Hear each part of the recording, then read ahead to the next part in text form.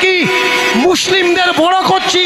না ভাই, আমি এই বিশ্বের মাঝখানে হিন্দুরা যে মুসলমানের ভাই, মুসলমানরা যে হিন্দুদের ভাই, এই সত্যকে প্রতিষ্ঠা করতে চাচ্ছি।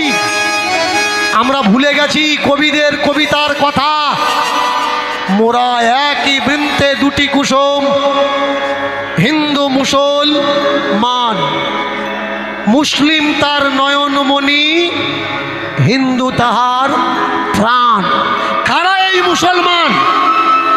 এরা সৌদি থেকে এসছে, আরব থেকে এসছে, পারস থেকে এসছে, অন্য দেশ থেকে, ইরাক, ইরান থেকে এসছে না, এরা আমাদেরই ভাই। ভাই, এরা আমাদেরই ভাই।